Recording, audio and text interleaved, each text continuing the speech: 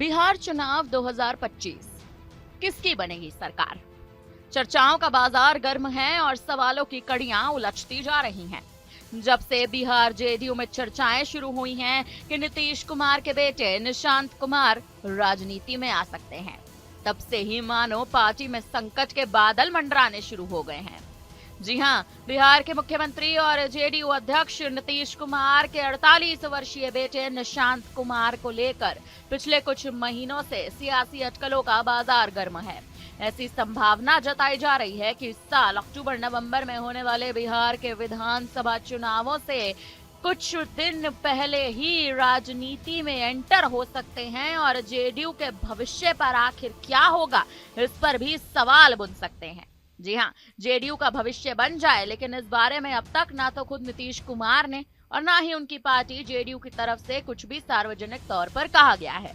इससे बिहार में सियासी संभावनाओं के बादल ज्यादा ही उमड़ घुमड़ रहे हैं। बीआईटी मेसरा से कंप्यूटर साइंस में इंजीनियरिंग की डिग्री लेने वाले निशांत अब राजनीतिक बयानबाजी से बचते नजर आ रहे हैं, लेकिन हाल ही में उन्होंने अपने पिता को अगले विधानसभा चुनावों में एनडीए की तरफ से मुख्यमंत्री पद के दावेदार के रूप में पेश करने की मांग की थी। आपको बता दें कि इसके अलावा वे पिता के साथ कुछ कार्यक्रमों में भी सार्वजनिक तौर पर दिखने लगे हैं। दूसरी तरफ उनके पिता की लॉन्चिंग सीट रहे हरनौत में उनके खिलाफ सियासी पोस्टर्स ने भी इस हवा को बल दे दिया है कि उनका राजनीतिक पर्दापण होने जा रहा है। हालांकि कई जानकार और जेडीयू के ही नेता यहां तक कहते हैं कि जिस नीतीश कुमार ने वंशवाद को लेकर लालू और रबड़ी परिवार पर हमला बोला, वे अपने जीते जी अपने ही बेटे को अपनी ही पार्टी में लॉन्च करने से परहेज कर सकते हैं। एक जेडीयू नेता ने एक निजी चैनल से बातचीत में कहा कि निशांत ना तो पार्टी की बैठकों में शामिल होते हैं, ना ही वे औपचारिक तौर पर पार्टी के सदस्य हैं। इसके अलावा नीतीश कुमार ने भी अभी तक निशांत के बारे में पार्टी फोरम में कुछ भी नहीं कहा, तो अटकलें लगाने के सिवा आधिकारिक तौर पर अब तक कुछ नहीं कहा जा सकता। जेडीयू नेता ने इस बात की भी आशंकाएं जताई हैं कि अगर नीतीश कुमार के रहते उनके बेटे जेडीयू में राजनीतिक पर्दापण करते हैं, तो मुख्यमंत्री वंशवाद के मुद्दे पर अपने विरोधियों और आलोचकों के निशाने पर आ सकते हैं।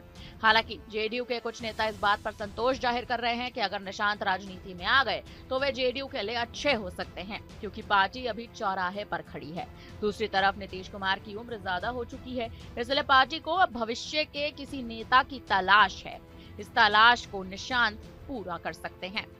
कुछ राजनीतिक पंडितों का मानना है कि निशांत कुमार के राजनीति में उतरने से जेडीयू कार्यकर्ताओं को एकजुट रखने में भी बल मिल सकता है।